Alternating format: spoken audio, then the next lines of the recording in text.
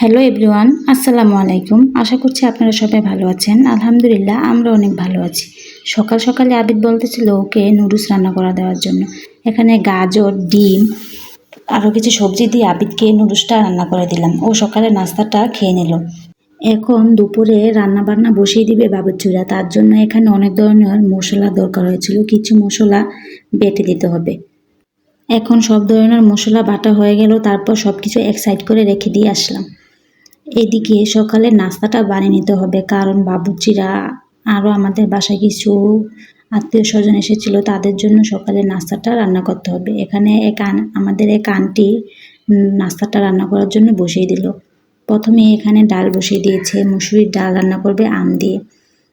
এর পাশাপাশি মুরগির কলিজা, ঘিলা এগুলো রান্না করা হবে। এটা ভুনা করা হয়েছিল, খেতে অনেক মজার হয়েছিল। তারপর সবাই একসাথে বসে আমরা সকালে নাস্তাটা খেয়ে নিলাম।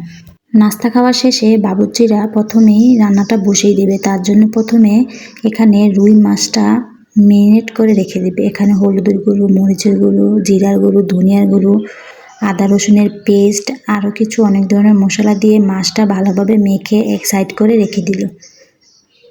সাথে কিন্তু তেল দিয়েছিল। পোলাওর সাথে এই মশলা মাখা মাছটা ভাজা খেলে অনেক মজার হয় খেতে। তারপর এখানে মাছটা এক সাইড করে রেখে এখানে গরু মাংসটাও মেখে নিচ্ছে। সব ধরনের বাটা মশলা দিয়ে দিল। এখানে অনেকগুলো তেজপাতা, এলাচি, দারচিনি সব কিছু দিয়ে দিল। দেওয়ার পর পরিমাণ মতন সয়াবিন তেল দিয়ে দিল। এখন ভালোভাবে মাংসটা মেখে নেবে। মাংসটা ভালোভাবে মাখা হয়ে গেলে চুলাতে বসিয়ে দেবে বড় পাতিলাটা। গরুর মাংসর ভিতরে আরও কিছু মরিচের ফাঁকি দিয়ে ভালোভাবে নাড়াচাড়া করে চুলাতে বসিয়ে দিল। এদিকে গরু মাংসটা রান্না হতে হতে আমাদের রুই মাছগুলো ভেজে নামিয়ে নিল। মাছটা ভাজা হয়ে গেলে রোস্টের জন্য রোস্টের মাংসটাও ভালোভাবে ভেজে রোস্টও রান্না করে নেওয়া হলো। দেখুন গরু মাংসের কালারটা কি সুন্দর হয়েছে, আর খেতেও অনেক মজার হয়েছিল। পাশাপাশি রোস্টটা রান্না করলো, তারপর ফ্রাইও করে নিয়েছে। এখন আমাদের আন্টিরা সবাই একসাথে বসে কিছু সালাদ কেটে নিচ্ছে। এদিকে আমাদের চুলার পাড়ে কিছু তেলের পিঠা বানিয়ে নেওয়া হচ্ছে। তেলের পিঠা খেতে কিন্তু অনেক মজা। আর আমাদের যে আন্টি তেলের পিঠাটা বানিয়েছে, মাশাআল্লাহ দেখতে কি সুন্দর ফুলেছে।